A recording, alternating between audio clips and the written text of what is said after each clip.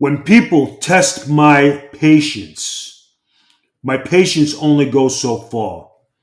And then when I'm ready to explode, everybody better take cover because somebody's head is going to roll.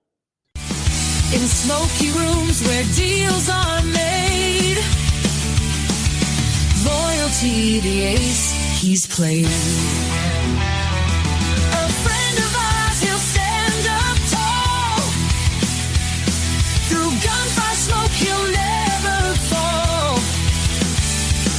With heart of gold and steel resolve, a mystery we'll never solve. Brothers and sisters, welcome back. Welcome back to another exciting edition of the Friend of Ours podcast. This is a limited edition series hosted by your main man, Duke Loves Wrestling. And of course, one of the greatest of all time, the Don himself, Mr. Big Vito LaGrasso. How you doing there, Vito? I'm doing good. How's everything, Duke? I hope everybody out there is going to have a great week. I'm so happy with all the responses and all the positive feedback we've been getting. It has been something that is very special that's happening, and we're on the cusp of something great. And for all the people out there who are a bunch of gagoots, you know, Shimonido. You know, Shimonido is the same thing as a gagoots. And then when you have a gagoots, then you got a disgraziado. And when you got disgraziado, that's when your mother comes out and she's got the spoon fresh with the sauce on it and cracks you across the mouth. Now, wait a second. Is this the wooden spoon or is this the metal spoon? It can be whatever spoon she grabs because they both hurt. You seem like the kind of guy that knew how to avoid the spoon, huh? Did you keep yourself out of trouble so you didn't have to deal with the spoon? Nah, I'll give you a funny story, everybody. So, my mother was, raised three boys. My father in and out of the house, tying stuff, whatever. And about 12, 13 years old, I have a growth spurt. And I got tired of my mother hitting me. So I start running around the kitchen table. No, the dining room table at the time. And she had a metal hanger in her hand. And she goes, "Come here, you son of a bitch, and let me hit you." So I stick my arm out. My mother hits me with the thing, hits up back, and then it hits her in the nose, and it takes a chunk out of her nose. "Look what you did to me." I said, "I didn't do anything. I let you hit me." Needless to say, she told my old man. My old man happened to come home that night, and what a fucking beating I got because I let my mother hit me. And as I'm getting the shit kicked out of me, I could see my mother watching, and she knew I didn't deserve it, but she couldn't stop it after that. So chalk one up for being, a gagoots. That is the most gagoot story I've ever heard. My God. Okay. That was your Italian word of the week there, folks. Gagoots. Be careful who you Gagoots. say that to, though, because you might get the spoon if you say it to the wrong person. That's right. And the spoon is pretty lethal. It's, you don't want to know something like when you talk about the spoon and you talk about like getting hit with a belt and like everything like that, or an open hand slap to the face, you say, okay, if you have to get it with a gun and you take a shot, right? The shot goes in and it's just like you're in shock. When if you got to get stabbed, you get sliced and you just bleed.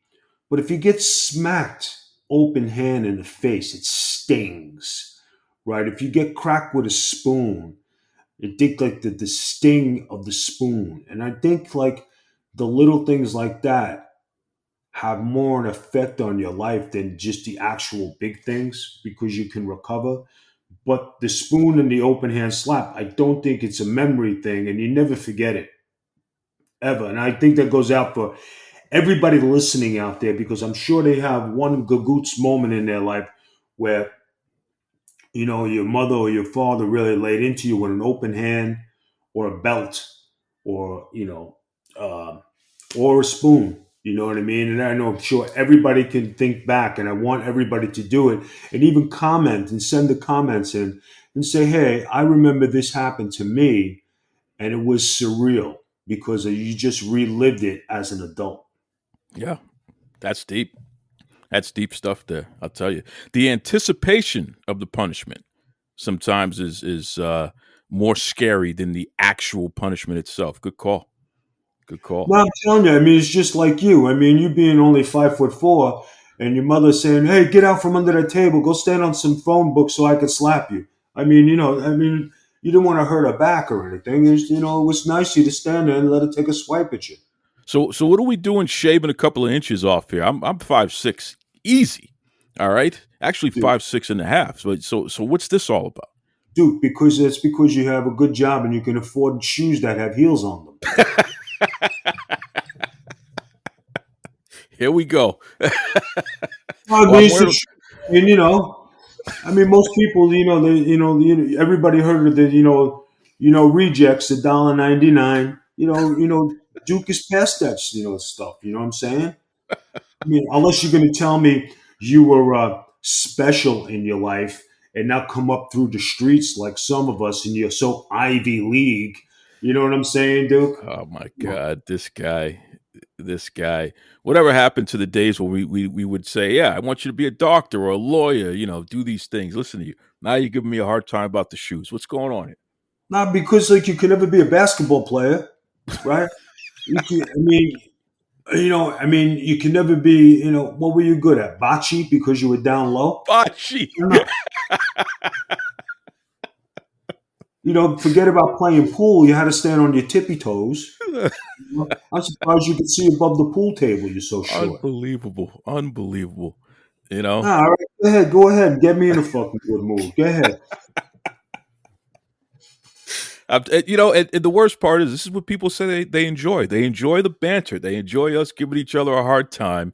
They like to hear it. Two friends having a good time here. I'll tell you, it's amazing. It is amazing. I mean, hey, I mean, Duke, I mean, I know you're going to get all the, hey, let's have a short stack of pancakes. Hey, Duke, why don't you go out there and play shortstop? You know what I mean? Hey, Duke, why don't you go put on a pair of shorts? I mean, I know you lived it. You know what I mean? It's Unreal. still a triology for you. You know what I'm saying? And even when Unreal. when you go out to the neighborhoods, and you go to the bar, what are you gonna have? Give me a short one. I mean, Dude, you're fucked up. See, this is what I get from this guy here. Because he's not vertically challenged. He has a lot to say. I'm telling you. Must be it's the air up there. That's the problem. It's messing with your mind there. You know? No, the air is just fine. It's just the outlook of people, on the broad horizons of things, especially being, that we're talking about the mob lifestyle and living this life. And here you come, which, your sweater on and your tie and, your good set of books and a pencil case. While I'm over here, marking shit down with a stick, carving up a pencil. You know what I'm saying? I mean, dude. I mean, you fucked up. I don't understand it, but you fucked up. I don't even know why people listen to your side of the show. My side.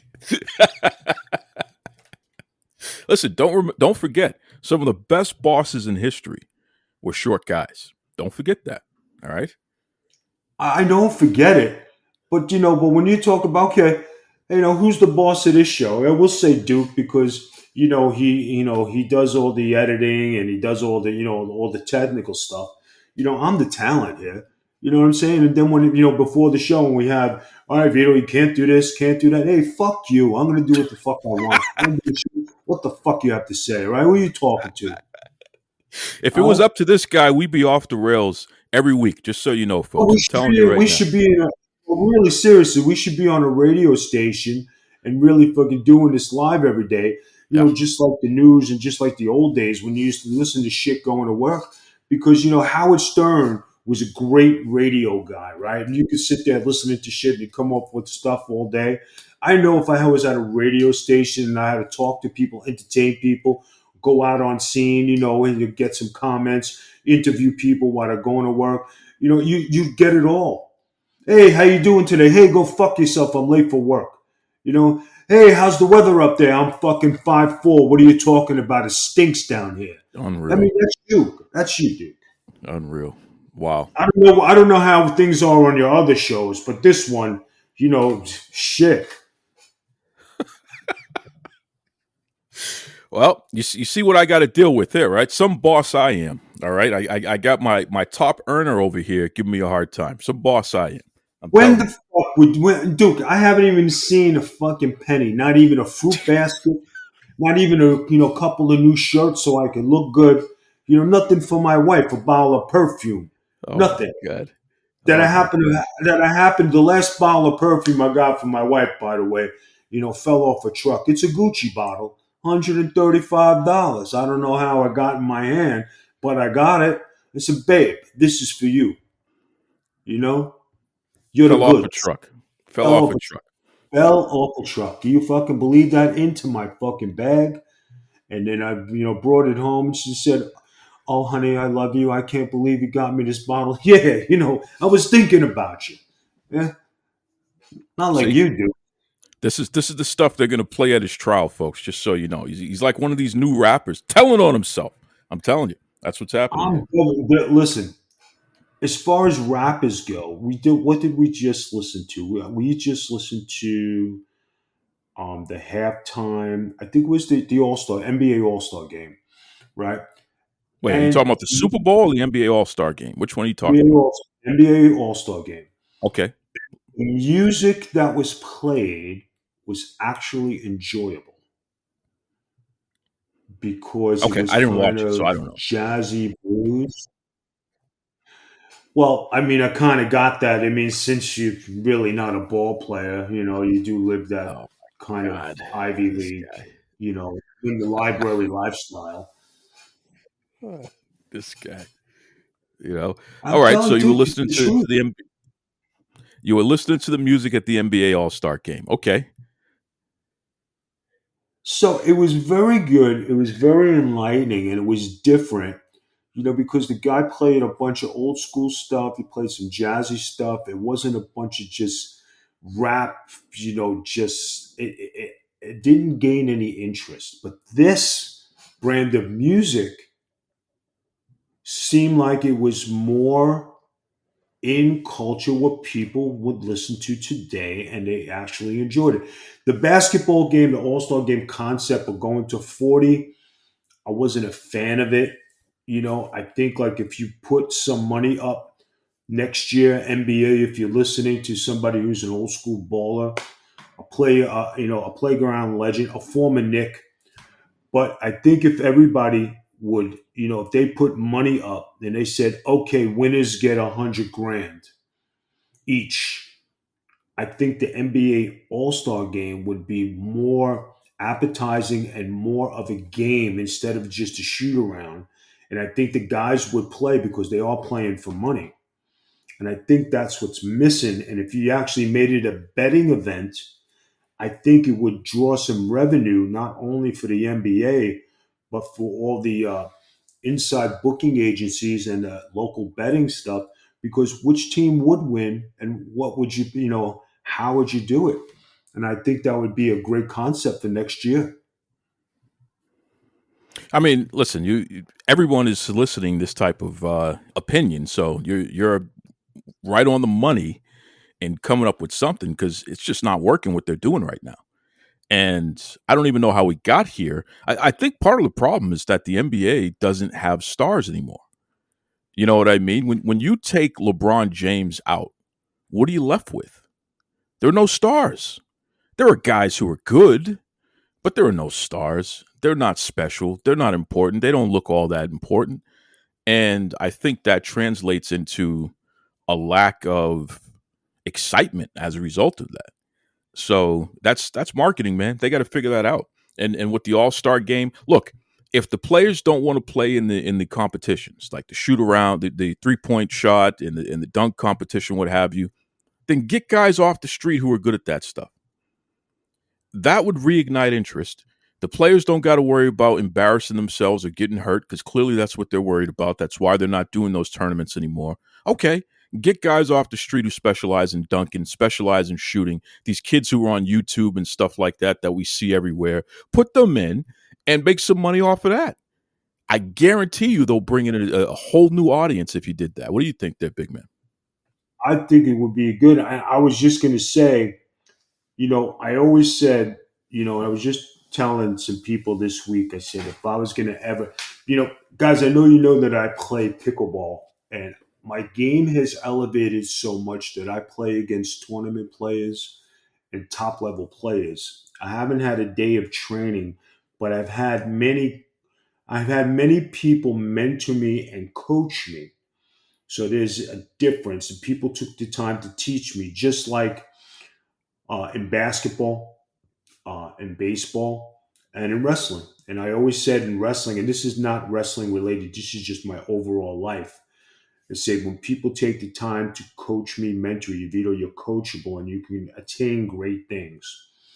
I tried out for the Olympic baseball team. It was a tryout. I got it was a one shot deal. I didn't make it. I played basketball at a high level, and I got Division 1 scholarships because I was coachable and I got phone calls to play. Right.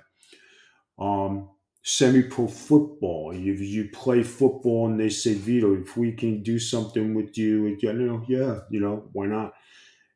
Boxing. When they needed a white heavyweight and they watched me in Gleason's gym and they said, hey, would you like to do this? We think we could. Hey, great, you know what I mean? But it wasn't because of I just walked off the streets, because I was coached and taught. And then when it came to wrestling, um, I guess that was just something that I just was exceptionally great at. And I got to wrestle some of the best in the business and get to wrestle um, legit amateur wrestlers and legit shooters in the business and hold my own. If not, none say I beat everybody, and I didn't say I beat the best or I'm the toughest guy. But when it came down to it, I knew my stuff, and anybody who got in the ring with me knew, hey, Vito's in shape. He's gonna come.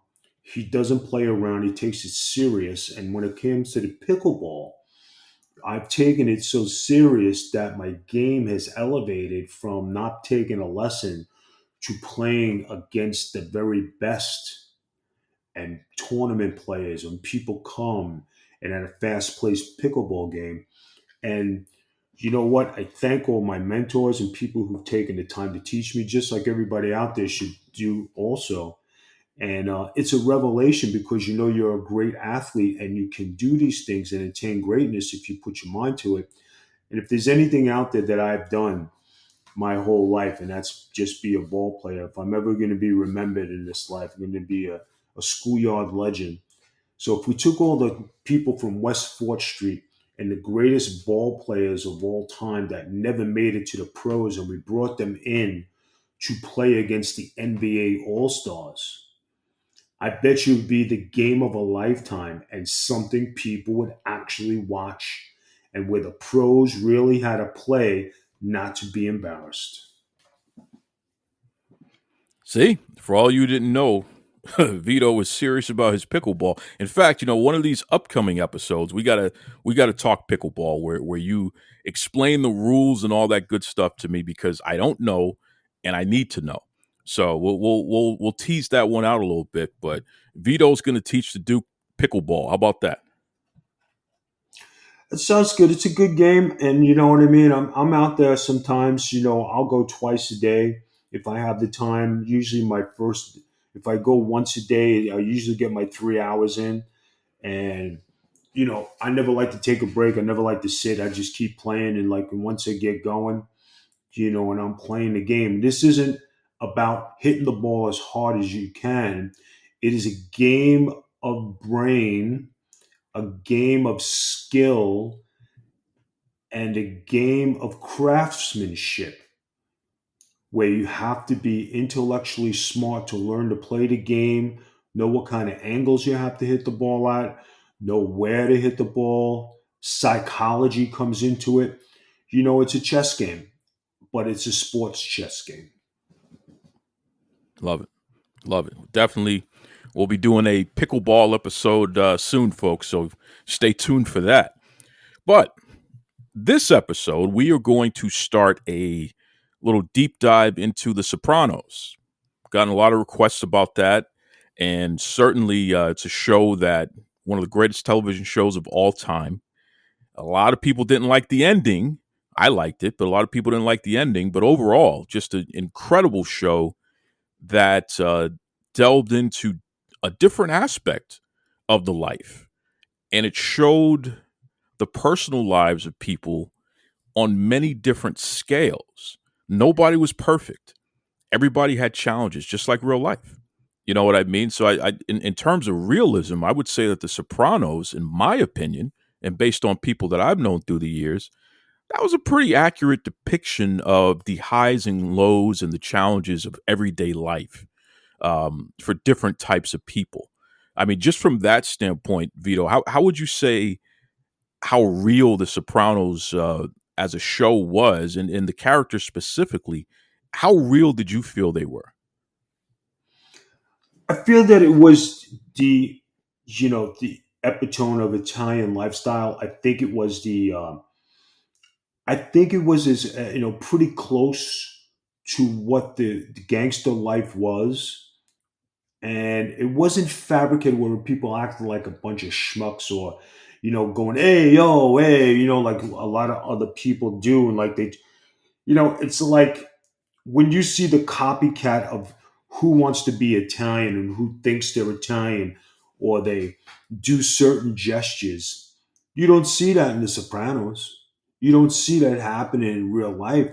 They just know who they are. They know their business. They know what they got to do. They know their role as far as being who they are in the lifestyle and who they are in society. Especially knowing who you are in the neighborhood, and it's not about going out there and fabricating it.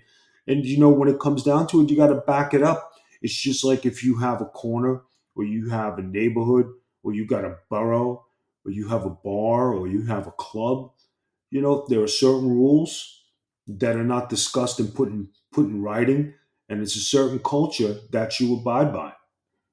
Absolutely, absolutely, and there's a reason why it became as popular a show, a cult classic, really, even after it's been off TV.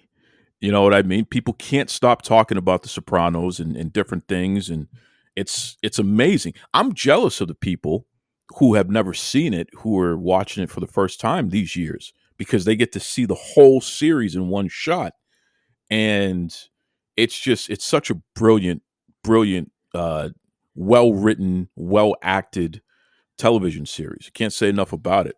So let's deep dive into a couple of characters here, and I want to start off with the guy that is one of my favorite characters because of how complex he is. But I know a lot of people wouldn't pick him first in this situation, but I'm going to do it here. Let's talk about Johnny Sack. Here's a guy Oh, who was the underboss of the New York family, and then he eventually became the boss of bosses, where he ran the whole thing there. You know, cunning, highly intelligent, a guy that was not afraid to stand on his morals, especially as it relates to family. Really, just kind of in a lot of ways, Johnny Sack is the kind of boss that most people would like, because it's like, hey, I know where I stand with a guy like this. These are the rules. This is how I play the game, and this is how we're going to move. And there's never any wavering. There was never any confusion there. He was a straight up guy. What's your take on the Johnny Sack character in general before we start digging a little deeper there? I thought that he was the more businessman and more of the relaxed boss, because he was more of like John Gotti but quieter. And if you could see that, the way he carried himself, his hairstyle, the way he wore his suits when he went out, what he did, his mannerisms, when he had a talk, people listened. When he was in the company of others in public, he was respected. He didn't come off like he had to be a tough guy, or he had to show who he was. The one time that he did lose his cool, let's say the time that somebody was laughing in a bar about his wife's joke, and then he went outside and he said, "You think it was funny? You think you're laughing at something?" Then he kicked the shit out of the guy, pissed on him, and then, you know, she went home and did his business. I mean, if you remember that episode, it was pretty epic, and that's when somebody had made a comment about his wife, and they were all in on it, but nobody wanted to come clean. And Ralph Separato, took the fall for it, But then there was a jealousy from Paulie, with Ralph Separato, and they didn't like each other. And it was a phone call from prison. Johnny, you hear about the joke about Jenny? It's a shame, And what joke? What are you talking about? You know what I mean? And they found out it was Ralph, and that's what led into the big hard feelings. And then him having to sit down, talking about the honor of his wife, talking about how you have to defend your family, which, hey, your wife is your wife. You don't talk about nobody's wife. If you're going to talk about somebody's wife, you're going to get your head cracked open, you know? And she had a weight problem. He and Johnny Sack was a family man. The daughter had a weight problem. And you know what? You take the good with the bad, and you maybe, and this goes for everybody out there. I mean, let's say it the way it is. If everybody could look like a model and look beautiful, the world would be too perfect and you have nothing to complain about. But we all comes in all different shapes and sizes, and we're all accepted, right?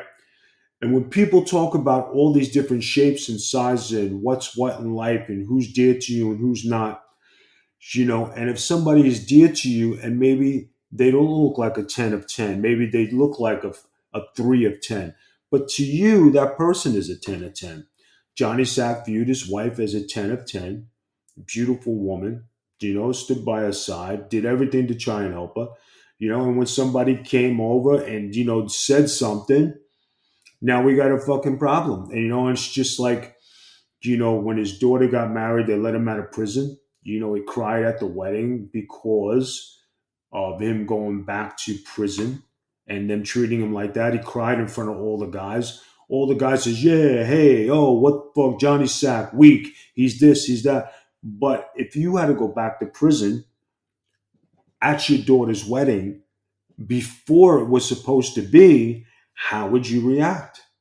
Duke, I mean, I don't know if you could relate to that in some way, but, you know, do you have somebody in your life, who maybe is not a 10 of a 10, but is a 10 of 10 to you? And that if somebody did something, would you react the way Johnny Sack would?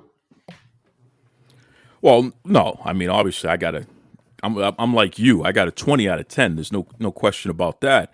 But the morals behind why Johnny Sack carried on the way that he did about that issue in particular, I'm like you, man. I got the same morals.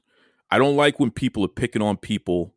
I don't like when people target people and try to make them feel like they're less than in order to get yourself over. I got a problem with that.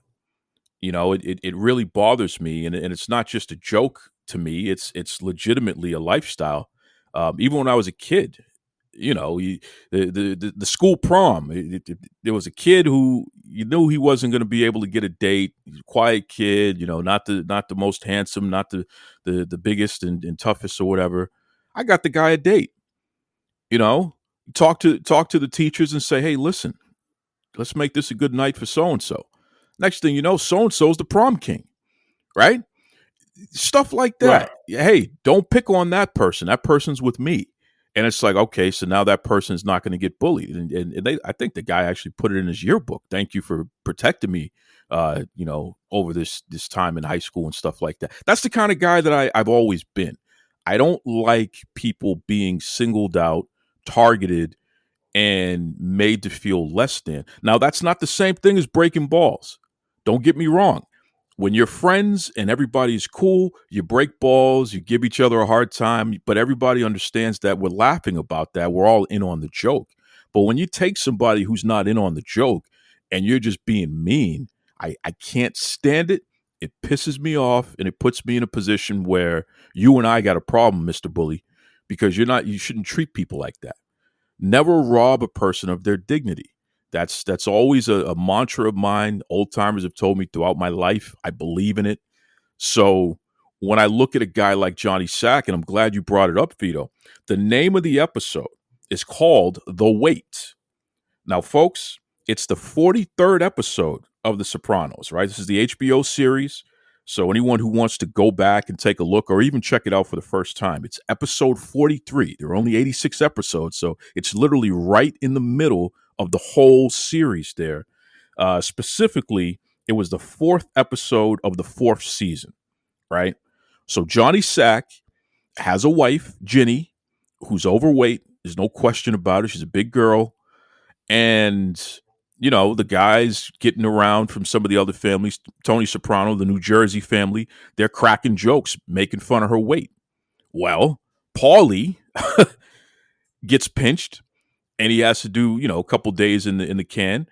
And Paulie makes a call at Johnny and he apologized to him. Hey, sorry, that joke, that wasn't funny, man, those guys. And Johnny's like, what are you talking about? Like, just like Vito said.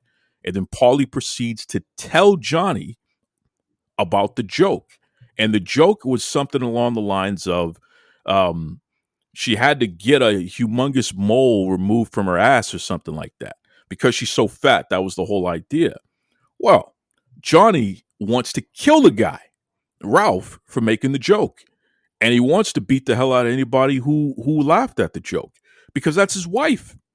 So again, this is when Johnny Sack is the underboss in New York. He goes up to the boss, Carmine, and he's like, "Look, I want retribution for this. They insulted my wife's honor." And Carmine's like, "Well, who did it?" And he says, "Well, the guy Ralph did it. I got to whack him." Carmine's like, "You're not going to whack Ralph. Ralph is, he's got the Esplanade and we got construction projects. He's bringing in millions of dollars. He's an earner. We can't whack him because he made a bad joke about your wife." And Johnny was like, "Is this all this is about? Money? That's all you care about? What about honor? I have a right to defend my wife's honor." And he was really pissed off about that. And he never forgot it. And it just, again, when you think about the character of a guy who, like you said, Vito, his wife is not a 10 to the rest of us, but she means something to him. That's his wife. And I'm going to take it a step further. Johnny Sack never had a Gumar. Every time he was around and the girls were around, he would always make comments to the guys. This is all you guys care about, these broads? Like, come on, we got business to take care of. So that leads me to believe that Johnny Sack never even cheated on his wife. This guy's morals, even though he was a criminal, don't get me wrong here, but this guy's morals, his code as a man, his code as this is the way I'm going to live my life, this is the path I'm going to walk, he stuck to it all the way. And I don't know. For me, I can only respect a guy like that because, again, at least you know where you stand with him, which is, he is who he is. Have you ever had a situation, Vito, where you've either heard or you've seen something like that where somebody insults another person's loved one and the person on the receiving end literally is ready to wipe this guy out for doing it? Have you ever seen anything like that? Well, before we get into that, the name of the lovely lady who played Jenny is Denise Quinn. Now, it's funny that we talk about her and you talk about what a lovely lady she was. And I don't know if anybody knows, but she had passed away from liver cancer back in 2010. Now, I don't remember the exact day when Tony Soprano passed away, but it's funny that the two prominent people in The Sopranos are no longer here with us who played, important parts in the Soprano regime. So I just wanted to say that because I don't think people realize that she is not with us no more because Sopranos has been off TV for a while. But I just wanted to mention that. And she was a successful actress and had a good acting career. So I just wanted to mention that. So when it comes to insulting someone's wife, Let's see. Would you ever witness anything like this? Yeah, happened to me. There was a gentleman. Um, there was a guy who insulted my first wife, and I chased him down the street with a baseball bat down to where he lived to find out when I was banging on the door. His brother was a police officer, and I told him, I don't give a fuck who you are. I don't give a shit if you're the fucking cops. I said, get your fucking brother out here. I'm gonna crack his fucking head open. Legit, I left my car running in the middle of the street. The guy dove over a fence to get away from me. And, down to that, and people just, Vito, your car's in the middle of the street. So somebody pulled my car over. People from the neighborhood actually watched me do this. And, the guy, the police officer begged me not to freaking come in and do this. He said, I will take care of this, please. I know you. Just leave this alone. So that was the first time. The second time this happened, it was South Beach, Staten Island. Somebody insulted, my wife, and I went in the club and I grabbed this guy by the throat. Now, this was a wise guy club, and it's called the Casablanca. Guy named Bobby was the guy who did this. So I walked in the club. Then they all saw me come in, and I went right up to this motherfucker, and I grabbed him. He says, "Oh, no, you're not fucking sorry." He says, "We're gonna fucking do this right now." And I was by myself. And when I tell you I was crazy, and I was just, I didn't give a shit. I was how old was I? I was 18, 19, 20 years old. I walked right in the fucking Wise Guy Club and fucking grabbed this motherfucker up. And they just looked at me like I had fucking six heads. It's, you can't do this here. I said, fuck you. I said, I am doing it. I said, I don't give a shit. And that was the end of anybody in the neighborhood ever fucking saying anything, because they knew if I said anything, I was coming after you, and I was gonna take, do what I have to do. Now, other wise guys who this happened to, has there been instances where somebody would bump in or say something inappropriate to somebody, his wife in a club? Yeah. Have I seen somebody get slapped because of it in front of the club? Yeah, because the guy had to stand his ground. It's not uncommon, and if you got slapped in front of everybody and you didn't do nothing about it, it made you look worse because it made you look like a pussy. But just the fact that the guy had to confront you about doing something disrespectful to his wife, that made it even worse. Even worse indeed. My God, I'll tell you. It's interesting though because again, with the Johnny Sack character, he's got his morals. He's not messing around with the broads. He's not out there getting wasted all the time. He smokes his cigarettes. He talks business and he moves on. That's basically what he's all about there. And not only does he move on, he's home with his family. That's what he's moving on to. He's not out partying. I wonder about something. I want to get your take on this because no matter what industry you work in, right? There is a belief that if you don't come out and hang out with the guys and, drink and party and all that good stuff, then we may not be able to trust you.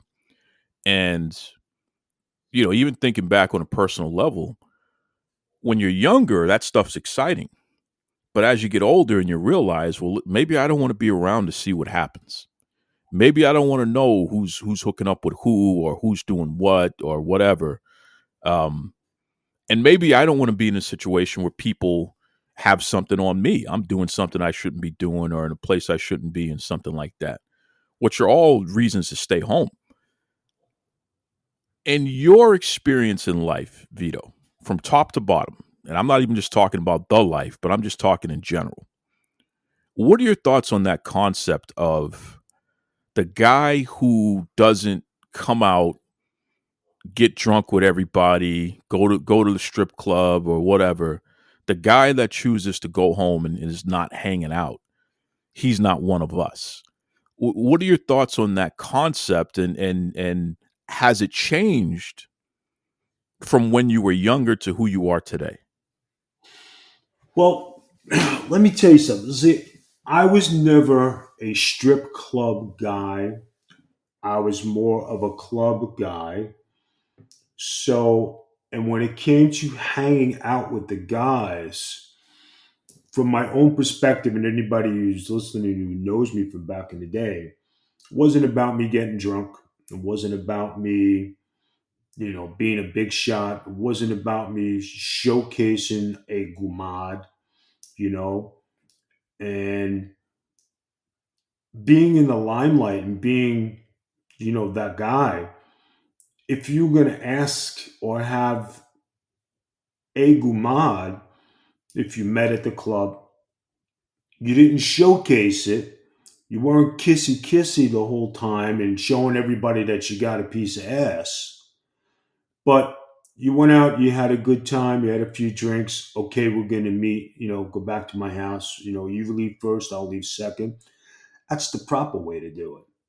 So when you have your time, when you see everybody sitting there at the big table, and you go over, you shake everybody's hand, you say hello. Vito, you want to sit with us for a little bit? Yeah, sure. No, what's going on? How's everything?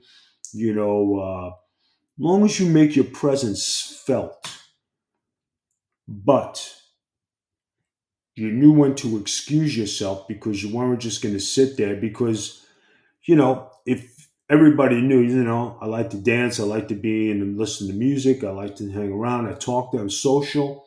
It wasn't as much as just showcasing that you had to hang out and have a broad on your arm like a lot of the guys did.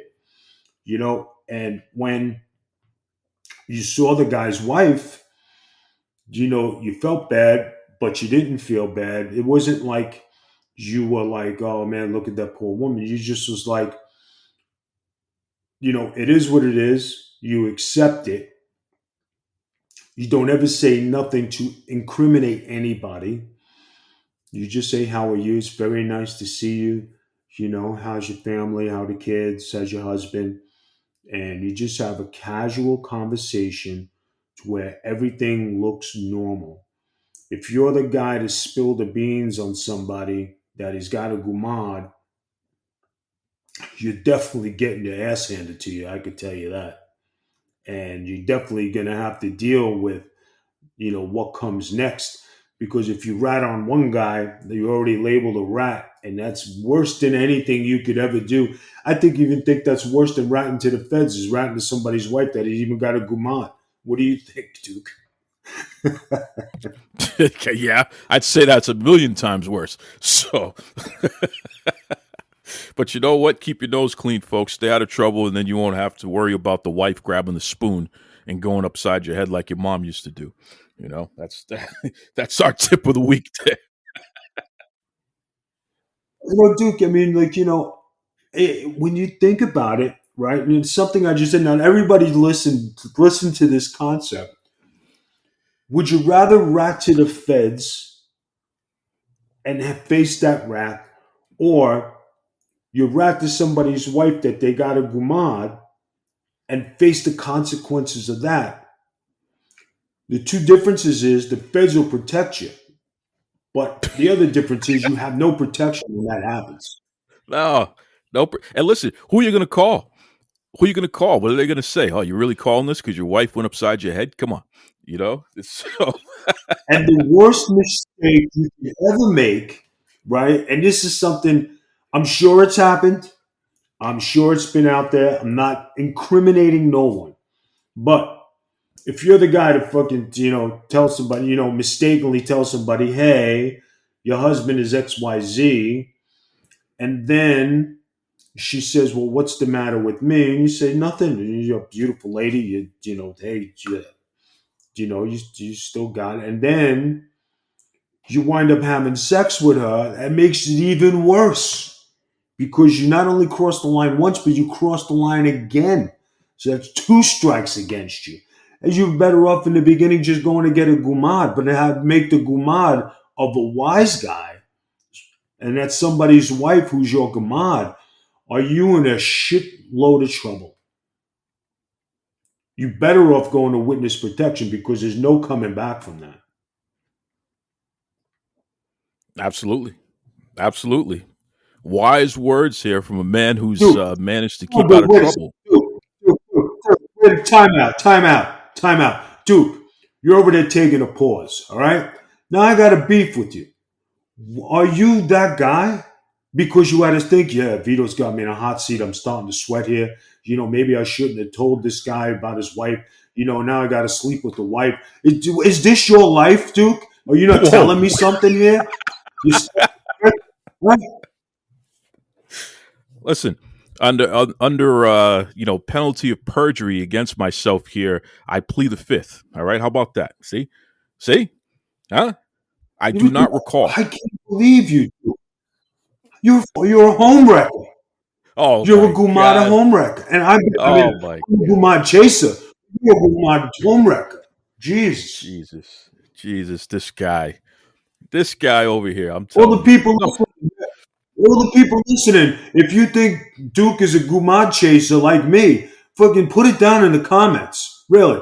He might be a little bit too silent. He figures, the cameras are up here so I can walk under the radar. Bullshit. We see you. Okay? And now you've been found All out. right, so since you want to go down this road, now mind you, folks, Vito is the one always hanging out at the nail salon. He's always hanging with the girls. I'm not going to say Vito is a Gumad chaser. I'm gonna take it a step further. Vito is the Gumad organizer. Okay, he's the one that sends the Gumads out to set people up, gets all the information that he knows what to do with it. How do you like that, huh? Huh? The king of That's Gumads. fine. And what's wrong with hanging out with a bunch of women at the salon, right? What am I doing? I'm hanging out with the ladies, right? When the ladies come out at night and they say, hey, and this is a known fact, my wife even knows about it. This is the one thing they say about Vito is always a gentleman. Vito is so nice. He's handsome, carries himself well. He does everything like, what you would like a man to be, the presence, his actions and everything. So, I mean, I got the best of both worlds. I got the in on how to be a Gumad chaser. I got the in on how to be a Gumad lover. And I also got the in on never take your wife to the opera because that's the one place you get busted. Unbelievable. Unbelievable. I'm telling you. Listen, Vito knows everything because the Gumads tell him. All right. This is a guy you don't want to play games with. All right. He knows your business because you told your Gumad and she went and told him. So just keep that in mind. All right. That's all I'm going to say to all of you out there. That's right. So here's the question, Duke. Here's the question, Duke. Now, would one of the Sopranos, if the show would have continued, would have been one guy who would have hit it with Johnny Sack's wife? Who would you pick? Oh, Chris. Chrissy for sure. You think he would Chris. have banged Jenny? Yeah. I I think he would have done it if it would have helped, get the family in a better position, what have you. I think he would have done it. If Tony said to him, I got something for you to do. Go do that thing. Chris would do it just to stay on Tony's good side. I think so. Now, I would say Furio would do it. Oh, okay. Yeah. Furio always said, I like it big. He doesn't matter. He didn't have a thing for Tony Soprano's wife. I think Furio, given the chance to be in that realm because he was in a different family, I think he would have hit it with Jenny, and Jenny would have accepted. You know what? I forgot about the fact that when they were making the joke, Furio absolutely said, "Oh, I like the bigger woman." He absolutely said that. So you win this round. You're absolutely right. Furio would probably be at the top of the list there because that's his speed. That's what he likes. Oh my god, I'm telling you. Yeah, you can't date. Like here's the secret of dating, right? Like okay, let's put this in perspective. Okay, all right, here we go. So I used to go through things where they say, okay, this month I'm only talking to blondes. Then it was only I'm talking to redheads. Then I was talking to brunettes. Then I was talking to women with black hair. Then there came, I'm only talking to women who are 130 less. Then there was, I don't give a shit what they look like. I'm looking for personality.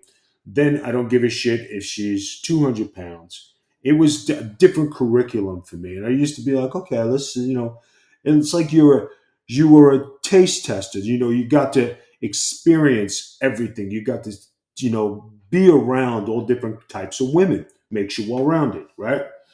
So, in that sense, when Furio says that in that particular scene, Furio's not a bad looking guy. He probably, he's got some sex appeal. Probably did hit it with a variety of different size women.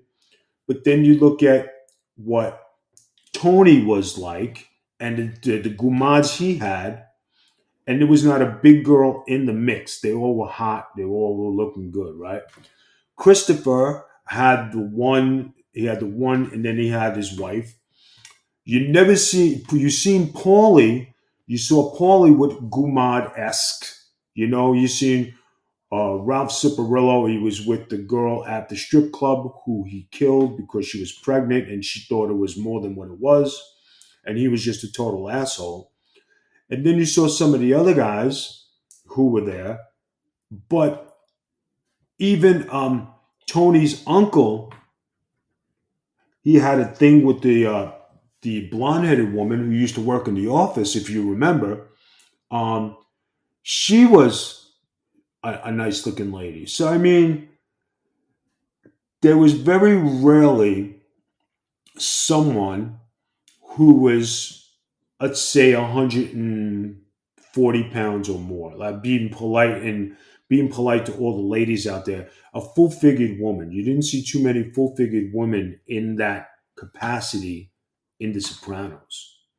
So, but full figured ladies have more sex appeal and curvy, and that's what a lot of people like because you see it and you say, hey, it looks wonderful, it looks good. The woman probably has a great personality or whatever. So, I mean, you're taking the best of the best, but sometimes when you go for the fingernails, as my father used to say, Vito, you like the fingernails.